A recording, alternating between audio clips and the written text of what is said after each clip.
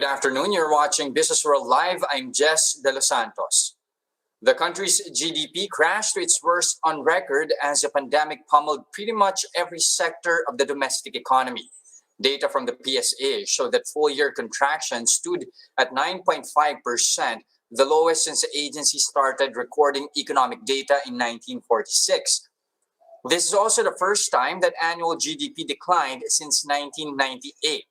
Fourth quarter GDP contracted 8.3%, slower than the negative numbers posted in the two preceding quarters. In terms of industry, accommodation and food services, construction, transportation, and storage posted the most contraction. Acting NEDA Chief Carl Kendrick Chua says that while the government relaxed restrictions to open up the economy, limitations on the demand side made recovery difficult. Consumption makes up around 70% of the country's GDP. Quarantine restrictions slashed household spending by 800 billion pesos in 2020. Economic managers are hopeful that the GDP will return to pre-pandemic levels by mid-2022, and they're pinning hopes on the country's vaccination program.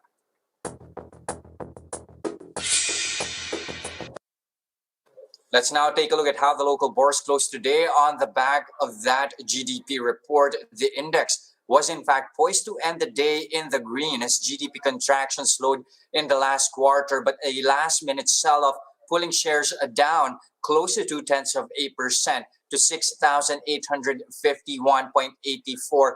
As you can see in this chart right here, earlier in the day, ahead of the GDP release, shares sank as deep as 6,770, but managed to make a steep climb here to 6,918 after economic data were released. The immediate bounce back comes as stocks have already been dipping the past days on speculation that economic numbers will in fact disappoint. But stocks just unable to stay afloat up to the last minute here. Yeah, even reports of AstraZeneca's EUA getting approved by the FDA, unable to further lift sentiments. The day also marks 10 straight sessions of overseas investors turning net sellers. That's at a value of 1.3 billion pesos. Among sectors here, shedding the most here would have to be services, as you can see here, down by 1.4%. This again, as we reported earlier, as private consumption remains weak. You have NEDA Chief Carl Kendrick Chua himself saying restrictions on the demand side, notably the mobility of children and families, really preventing private consumption to actually make a comeback.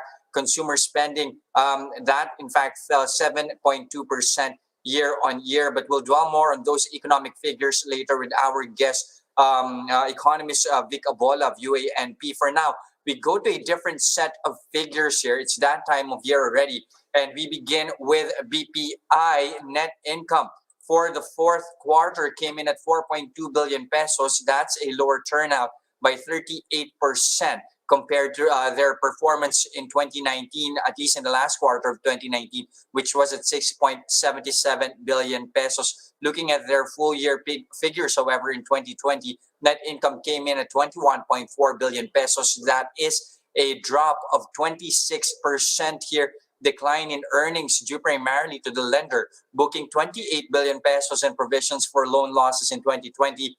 This as the economic blowback pushed NPLs or non-performing loans higher. This provision, in fact, is also 5 times higher than the 5.6 billion pesos that they set in 2019. Looking at the other figures as well here, net interest income came in at 72.3 billion pesos for the full year of 2020. That is a 10% increase here. That grew on the back of their average asset base expanding by 5.8%. Non-interest income likewise also jumped 11% to 30 billion pesos. That's due to higher securities trading gains. Revenue also, if you can take a look at the chart, is also up by 10.5% to 101.9 billion pesos. Before this earnings report came in, BPI already ended the day unchanged there at 83 pesos and 15 centavos. Let's see how this earning loss is going to affect the lender's movement tomorrow, Friday.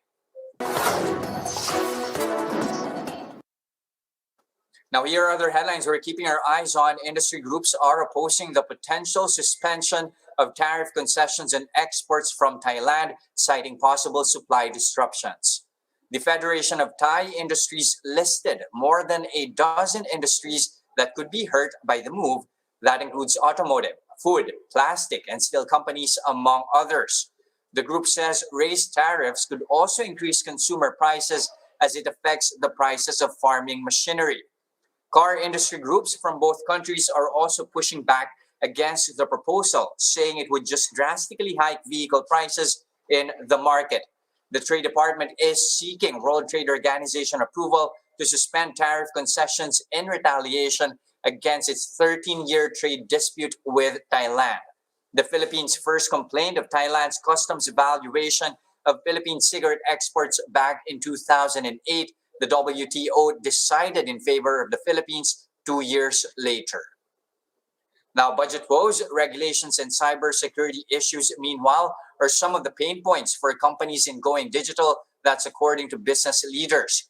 During a Business World online forum on Wednesday, companies noted how digital transformation does not come cheap. Strict regulation is also a hurdle, especially for those in the business of e-commerce, insurance, and data privacy. Readiness over the digital shift among consumers is also a shared constraint among companies. PNA Grant Thornton says companies should first define their strategies and the technology they need for execution. Multisis also suggests that firms use technology that's effective and readily available to start. Now, this from the Philippine Star, the Finance Department sees full implementation of the fuel marking program within the first quarter to beef up government's anti-smuggling efforts. The department's Revenue Operations Group expects the full and nationwide rollout of the program, including field testing, to be completed within the first quarter. Under the fuel marking program, petroleum products for domestic use with proof of tax payments will be injected with chemical markers. This is meant to curb oil smuggling and misdeclaration of fuel products, as well as to increase revenue collection from taxable imported petroleum items. Now, random field tests will be done in retail stations, tank trucks, vessels, depots, and warehouses nationwide under the program. As of early January, the volume of fuel marked under the program has already reached 18 billion liters.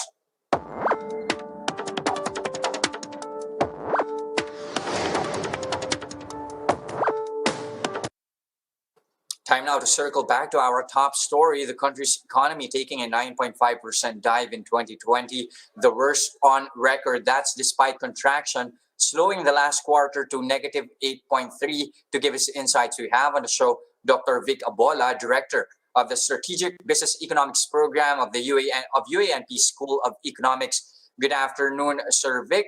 So let's Hi, kick good things off. afternoon. Your thoughts, sir, on the full year figures here. GDP again, negative 9.5% for 2020. That's albeit, contraction slowing in the last quarter. In fact, quarter and quarter, that's an expansion of 5.6%. But is the easing significant in the last quarter? I don't think it was significant enough. That's the I was projecting. This is my worst projection actually. 8.5% negative. I trimmed it down to -6 on the earlier because I thought that the easing would be really will take hold. However, this concept of general lockdowns by city and then different regulations, clearances required from different cities, has made it quite difficult for both people movement as well as goods movement, and that is really quite a burdensome situation. Because if you cannot move people, you cannot move goods, or you have difficult time, it takes much longer, then production cannot be ramped up. That's why I think that the quarantines has to be more focused, barangay or even less than a barangay level. And anyway, there's medication available. For example, there's a very cheap drug that was repurposed. No, this is ivermectin, and it's supposed to be 99% effective. So even if you have more cases, then you could have that. Uh, it, you could have the medication. However, there are a number of things to make this possible. I think one is, of course, unify or designate and give only uh, cities and municipalities authority to close, to lock down on a barangay level or less. That's number Mhm. one for me. Number two is that for mobility of persons and goods, I think that the buses should be allowed higher percentage of passengers, uh, but we need the government to step in and provide, let's say, UV centers where buses can, after every trip, do a disinfection. And I think that right now just doubling up the mask or using N95 would be helpful. Partly the cost of an N95 has gone down quite significantly to like 50 pesos or thereabouts. So I think there are a number of things that have to be done to make sure that people feel confident that it's fairly safe to travel via public transportation. But if we and then thirdly, we have to remove this idea that, okay, to identify essential industries. Well, we were in that situation in the 1950s where the Mhm. government identified basic industries. And so it doesn't make sense, because if people can produce, can get employed, do something, and we are adjusting quite well in terms of discipline. I think it's impressive Mhm. that people are quite careful. So But given all that, Director Abola, how long do you see the recovery taking place, or how long before that happens, I and think when do you see the country going back to growth? And is it going to be real growth or just an offshoot of low base effect? we'll see low base. Actually, I see still negative growth with this low negative until most probably the second quarter of Mhm. this year. Mhm. Only we'll see next year that I mean next half that we'll see more positive growth. But again, the recovery is quite slow, as you can see, because this is not a sports car that you're revving up and you get into the fast lane in 10 seconds, right? This Mhm. is a train that's a diesel, and takes a while to get momentum, and that's what we lost actually. Mhm. Okay, so just like the economic managers, you at least, sir, are seeing at least recovery happening at least in mid 2022. Question now is an aggressive policy support warranted this year, or do you Yes, see the government maintaining conservative stance? I don't think they should be conservative. They should really, because it's really hurting, especially the employment side, like jobs.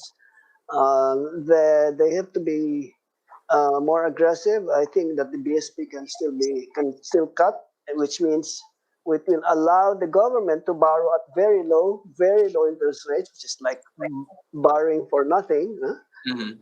So it's okay because everybody has done it. I mean, and the worry about inflation is something much down the road. It's Mhm. what we had was a 2 months of spike caused by the typhoon, but it also made it clear that there were a lot of supply bottlenecks Mhm. that have had to be addressed. Mhm. And I think that is a very important concern that the government has to address. Okay. I want to drive on one point that you mentioned earlier about the BSP still having some room here. The BSP, the central bank, has been pretty much aggressive in 2020. How much of a room do they have for 2021? Probably about, I would say, because 91-day T-bills are around 1% now, Mhm. right? That's good. But the BSP is still paying 1.6 plus, 1.65 thereabouts for their 7-day and 14-day TDFs. So why are you going to keep it there, giving banks more money when the government can borrow that money and pay at lower interest rates?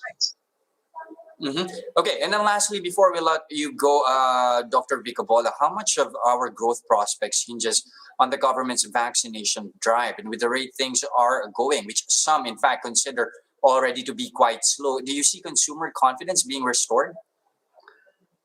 I think that depends a lot on people having jobs, no? Because there are still, from based on the last survey, there are still a new 3.3 million who were unemployed, left were disemployed, we'll say. They Mhm. were in the workforce and they no longer are there. That's a lot of people. Even if you, let's say, 2 million is a normal unemployed, you still have 1.3 million. That's so it's quite a big chunk, to be able to get back on track. Okay, so definitely lots of things still needed to be done. Oh These yes, we yes, should not be expecting a growth path at least this 2021. That at least is according yeah. to our guest, Dr. Vic Abola of the School of Economics of UANP. Thank you very much for your time this afternoon, You're Dr. welcome. Okay. And those are the biggest news this trading day, January 28, 2021. Catch Business World Live again tomorrow at 9:30 a.m. for the market open and 3:15 p.m. for the market close. I'm Jes Delos Santos. We are One News.